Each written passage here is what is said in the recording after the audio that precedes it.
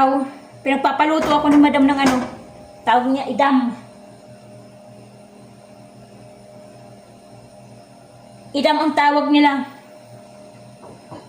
Naghiwa na ako ng sibuyas, igigisa ko sa sibuyas yung ano, idam na manok.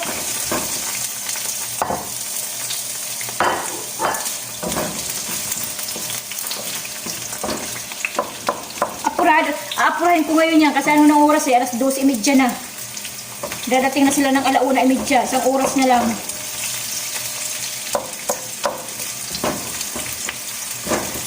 Ito yung manok eh. Yung kalahati lang lulutuin ko. Kasi ano ko na yung manok. Kalahati.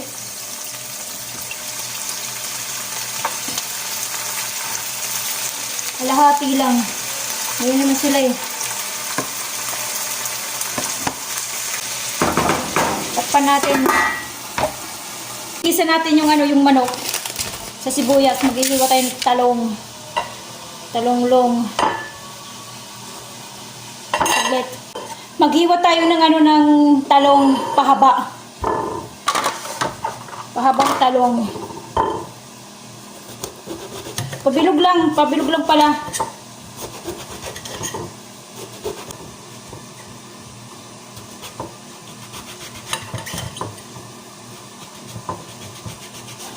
Nag-aapuran na ako eh. Sa anong oras na? Darating na sila. Tapos, zucchini. Puro pabilog. Ang tawag nila dito, nakalimutan ko.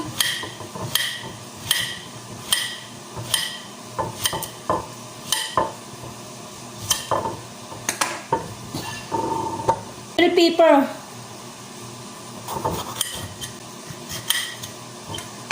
Ano? Ayan yung manok. Dapat ano to eh. Kambing eh. Walang kambing. Tapos, patatas. Puro pabilog. Tapos, kamatis. Puro lang pabilog, kamatis. Lahat ng ingredient pabilog. Kasi pag nag-iba yan, lapot tayo. Pag nag-iba ang hiwa. Iba yung hiwa. Tapos pag samasamahin natin, paano ba to? Saglit. Halo ko muna yung manok. Katapos, pinauuna sa akin itong talong. Pero, dudurogin lang ako to. Hindi ganitong itsura. Durog na durog. Tapos, ano pa ba? Patatas. Yan, ginaganyan lang niya yan. Nagayahin lang natin yung kanyang pinagagawa. Yung ginagawa niya. Proseso. Ganyan lang. Pero mamaya pag hinalo to, durog na to. Kasi yun ang gusto niya, durog eh. Tapos, itong zucchini. Kusa. Ang tawag nila dito, kusa. Salita nila. Yung kanilang salita, kusa. Tapos, kamatis. Bawbaw. Si babaw ang kamatis. Sama natin yung ano ng sauce ng katas ng kamatis. Katapos, ang bell pepper. Ay, nahulog. Ganyan lang. Tapos, para siyang pizza. Tapos, ano pa, pampalasa. Lagyan natin ng Knorr cubes. Knorr cubes? Chicken cubes. Nasasanay ako sa Pinas eh. Chicken cubes. Tapos paminta. Konting paminta lang. Tapos, asin. Konti lang. Kasi may chicken cubes na eh. Katapos, konting asukal. Tapos mamaya, titikman natin ulit pag naluto. Tapos, takpan natin.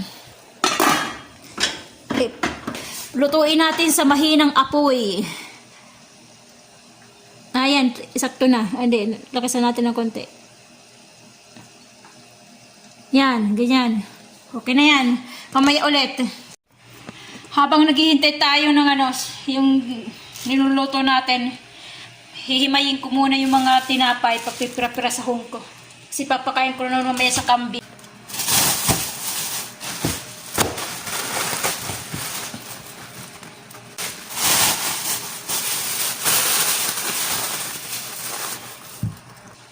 Tapos na. Kunti lang. Mamaya to, papakain ko sa kambing. Silipin natin yung ating niluluto. Kung ano na nangyari.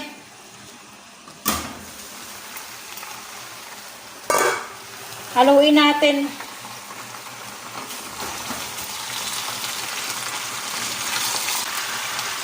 Ito, dinudurog nito. Ito, itong talong. Itong talong. Dinudurog pa niya to eh. Ewan ko ba bakit. Bakit nagluluto ng gulay tapos tuturugin? Yan ang kanyang style eh. Malambot na eh. Malambot na yung talong. Kaya lang dudurugin talaga. Yan ang gusto niya, dudurugin.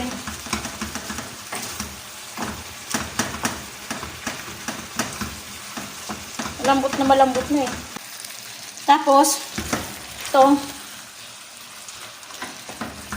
takpan natin ulit. Hindi pa luto, yung paluto yung ito yung zucchini. Kusa tawag nila. Takpan natin ulit. Tapos mamaya ulit. Silipin na natin yung ating niluluto. Luto na.